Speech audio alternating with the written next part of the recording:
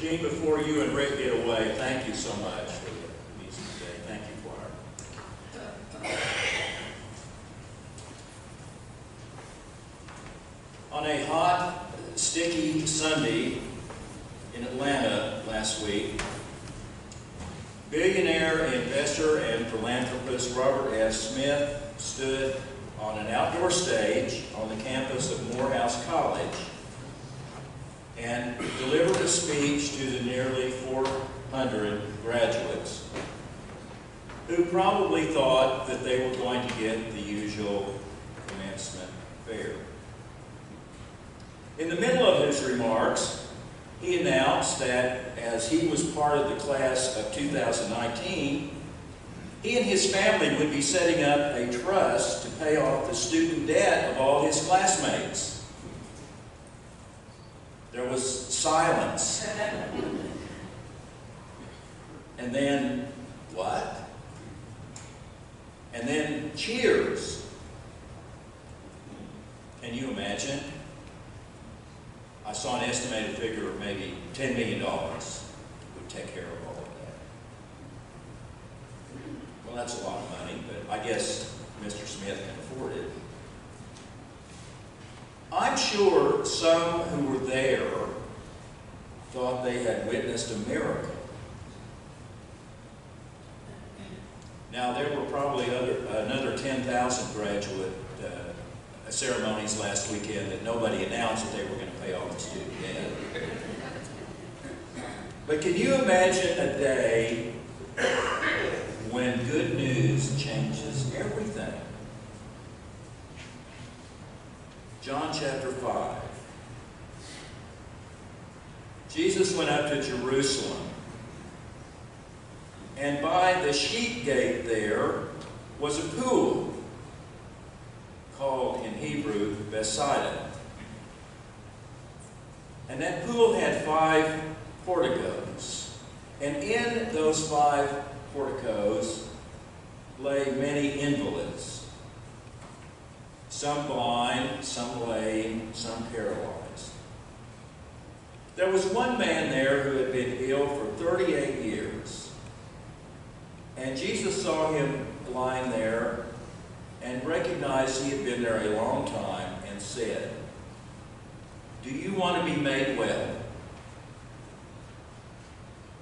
The sick man answered him, "Sir, I have no one to put me in the pool when the water is stirred up. And while I am making my way, someone else steps down ahead of me." There was a legend that from time to time an angel would come and stir up the water. And whoever was able to get to that blessed water first would be healed. So the man said, "I cannot. I need help. Someone is there first." Jesus said to him, "Stand up, take your mat, and walk." And at once the man was made well, and he took up his mat and began to walk. It was a Sabbath day. It was a sad situation around that pool in Bethsaida. People that were sick and hurting and had no other place to go, with the faintest of hopes that someday an angel would stir up the pool, the first one will be healed, a very unfunny version of last one in is a rotten egg. Pathetic. This poor man is living in desperation, knowing he is too infirm to ever make it in the pool first. Sick for 38 years, more than the lifetimes of most people then. Isn't it a strange question that Jesus would ask? Do you want to be made well? Is it not a hurtful question? I mean, how would you feel if you have been sick or crippled or injured most of your life, and a stranger comes along and asks you, "Do you really want to get better?" The question implies that whatever's wrong with you is your fault, at least partially your fault, or that you're benefiting from remaining sick. perhaps implying that your identity is so wrapped up in your infirmity that you couldn't imagine your life without your illness. Was this an insult? Or a bit of truth? Other places in the gospel tell us about Jesus' compassion for people, those who were sick and disabled. He does not mock them or act condescending.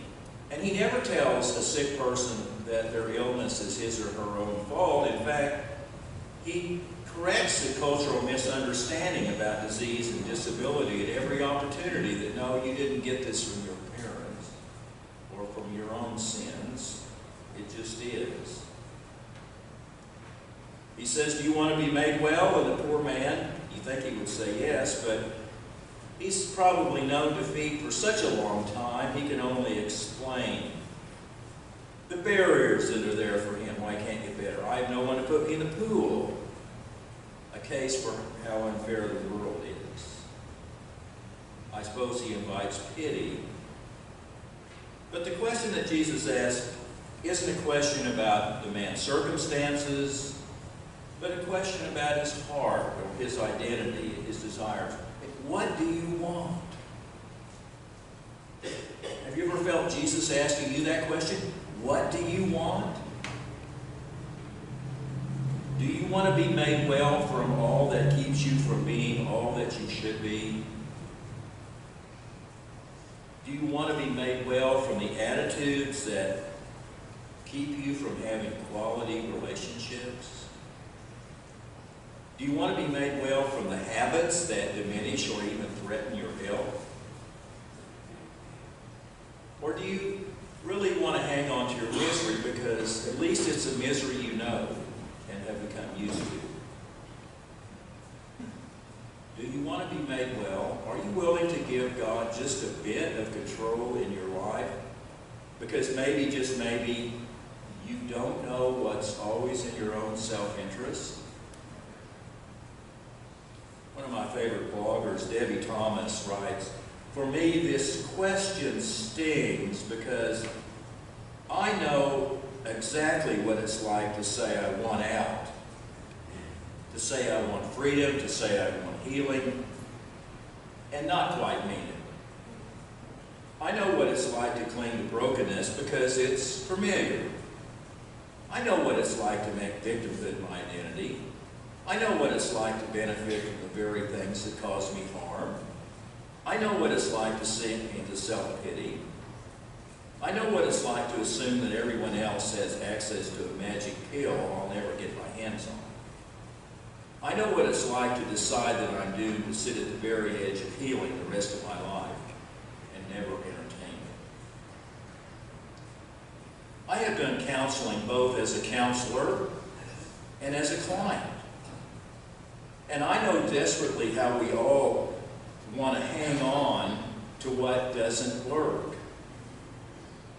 We resist change even though every thought in our brain tells us it's the way out, the way forward, yet we remain stuck. Because we know that the trouble we're familiar with is easier than seeking change.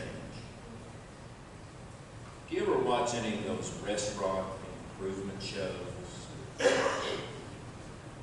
My favorite is the one that Robert Irwine, this all beefed up guy that barks orders at people that have failing restaurants and invite him in. My favorite of his shows was one set in a rural town in Pennsylvania called Mama D's, the restaurant was named. It was a restaurant, it was a vineyard, and it was a petting zoo, all in one. Inside, there was clutter everywhere. And outside, there was this awful smell. But you know, the owner of that restaurant resisted every bit of change that Robert Irwin suggested. And after some changes were made, a year or two, they went back to their old ways and the restaurant closed.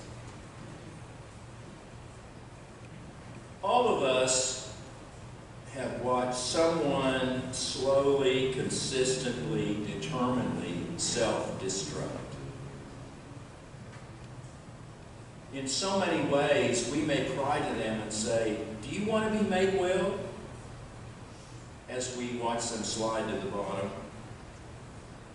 For some, only 38 years of misery would be a break. Some have a lifetime of this despair. I suppose the question that Jesus asked this poor man was remarkable. You want to be made well, but then what happens next is even more so. Stand up, take your mat and walk. And the man does exactly that. John says the man was made well. Now, to study this scripture a bit, the man never asked for healing. There's no indication in the story that he even knows who Jesus is. Jesus makes no reference to belief, as he often does when he performs a healing miracle. He doesn't tell the man, "Your faith has made you well," because it would be a lie. And he doesn't heal the man on his own terms. He doesn't help him into the pool. He just tells him to get up and walk. I know that healing comes in many forms.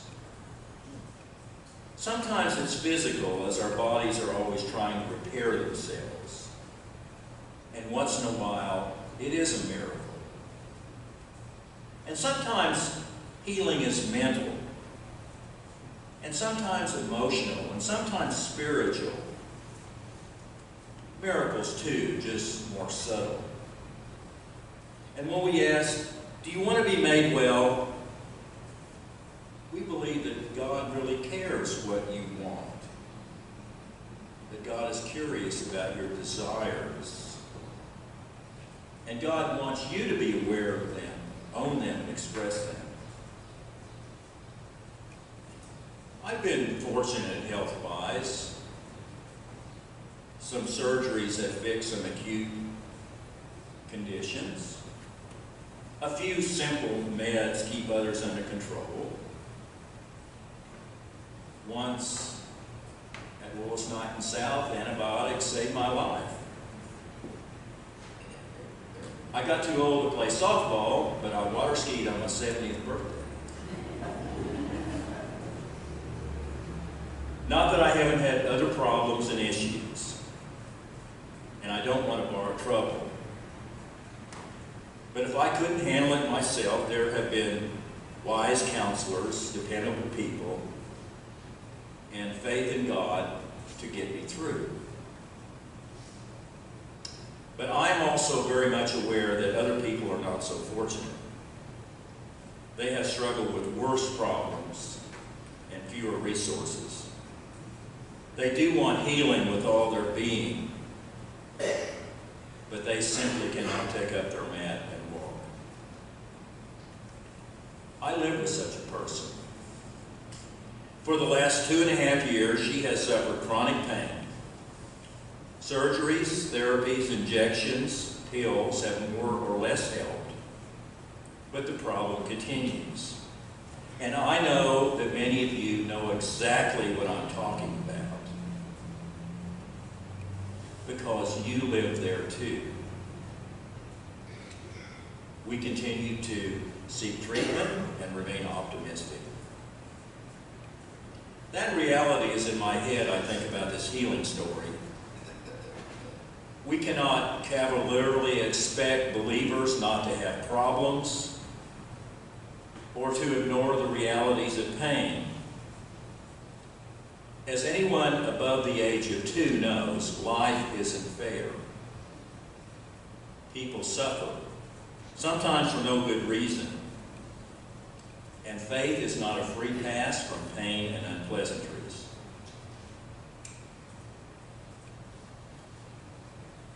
Barry Shepherd is a poet. He wrote, "These waters I must trouble for myself in an age of the absence of angels. I plunge first of the day to break the surface of the pool, and commence my daily reaching after miracles, swimming laps at almost 81.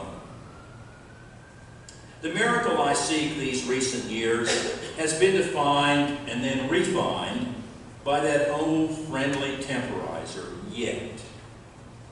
No longer seeking not to die at all, just not to die quite yet, to win a couple of bonus years in which to pen another poem or two, to pile a few more chosen words onto this heap I have for oh so long been working on.